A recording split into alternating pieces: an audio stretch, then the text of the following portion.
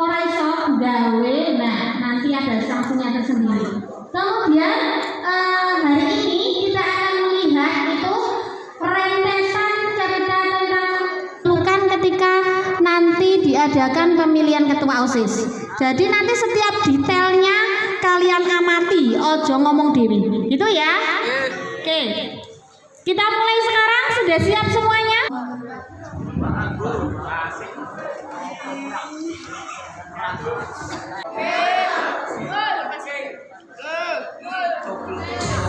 Pertama-tama peserta atau itu antri terlebih dahulu, kemudian mengisi data nama peserta yang mencoblos, kemudian mereka mendapat kertas suara atau surat suara yang nantinya akan dicoblos. Kertas suara itu isinya adalah nama atau dan foto kandidat ketua OSIS.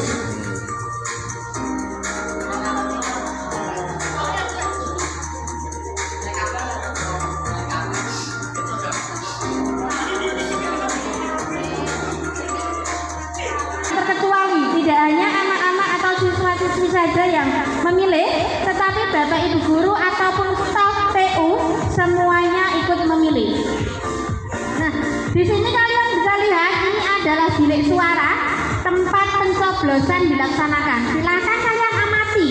Oh, bilik suara bentuknya seperti apa? Kemudian apa saja yang menjadi pernak-perniknya sehingga besok kalian bisa membuat bilik suara.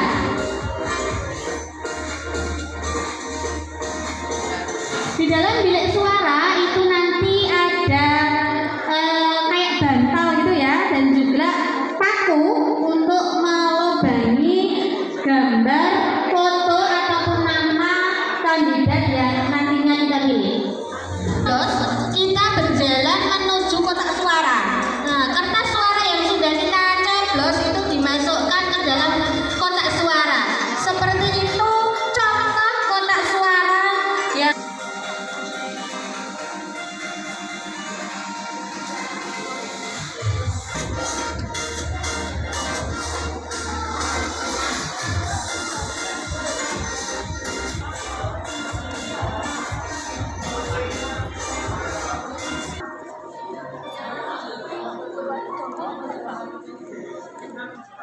maaf videonya kayak itu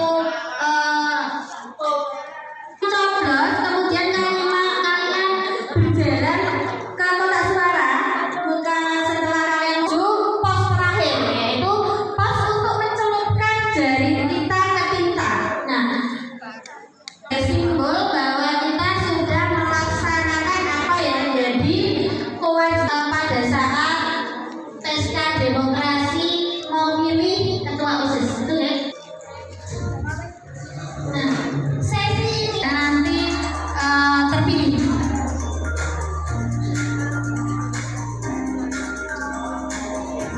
Yang menjadi petugas ini nanti ada siswa sebagai KPU dan juga dibantu dengan Bapak Ibu guru.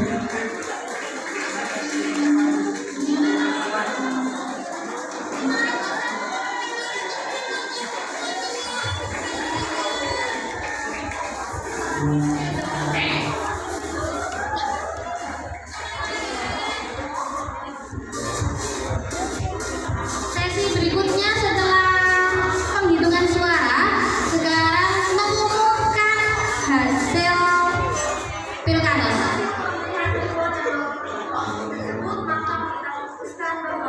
Ketua dan Wakil OSIS SMP Negeri 2 Kota Serang tahun 2022-2023 adalah Naina Firani dan Nisa Aulia, pasangan nomor 2.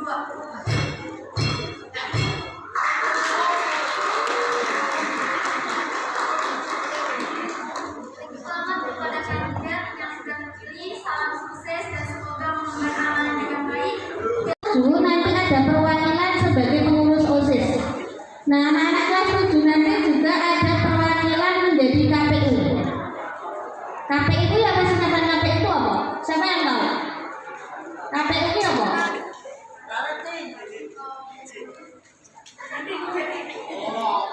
Komisi. Siapa yang tahu KPU itu apa toh? Coba. Ada yang tahu enggak? Syarat-syarat Komisi Pemilihan Umum. KPU itu singkatan dari Komisi Pemilihan Umum. Coba tanya Bu Siti Sonika. Kalau dan di tahap yang pertama ini di tahap pemilihan nanti di dalamnya ada pengumuman pemilihan. Nah nanti anak-anak kelas 8 memilih siapa kandidat yang akan dicalonkan, gitu toh? Setelah selesai nanti diumumkan yang menjadi kandidat ketua OSIS ini namanya si A, si B seperti itu. Kemudian setelah mengadakan pemilihan, kemudian pendaftaran calon ketua OSIS kepada KPU. Kemudian nanti ada kampanye calon ketua OSIS, kemudian ada debat calon ketua OSIS, kemudian pemungutan suara, penghitungan suara dan pengumuman hasil. Itu adalah rentetan perjalanan nanti ketika kita melaksanakan pesta demokrasi memilih calon ketua OSIS. Sudah kalian tonton tadi ada pertanyaan? Siapa yang bertanya? Nah kalian nggak tanya, aku sih tanya. Jempolnya mana jempol? Jempol.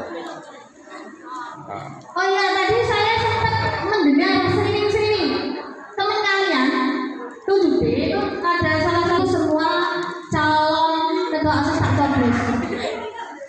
Padahal di awal saya sudah bilang ya, ketika kalian memilih itu hanya satu yang dipilih, tidak boleh semua calon dipilih. Kalau kalian coblos semua calon yang tertera di dalam surat suara, berarti artinya kalian merusak surat suara. Begitu toh? Begitu juga dengan sebaliknya. Kalau kalian sama sekali tidak memilih, berarti kalian golput. Artinya golongan putih, tidak memilih semuanya. Nah itu akan menyia-nyiakan hak kalian atau merusak suara kalian.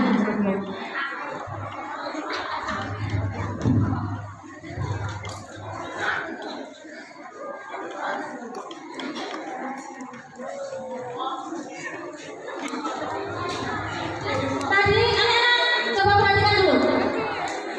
Ketika besok kalian membuat surat suara, kertas suara, isinya kertas suara ini mau apa? Coba saya ngerti. Tadi guru sudah menerangkan isinya kertas suara itu apa saja. Ayo, siapa yang bisa menjawab? Betul. Kertas suara itu isinya foto dan nama kandidat ketua OSIS. sosis. OSIS. Kalian bertanya tidak? Oke, saya akan bertanya kepada kalian lagi. Nanti ketika kita coblos, itu kira-kira yang dicoblos itu fotonya atau namanya atau pas foto karo nama dicoblos kabeh?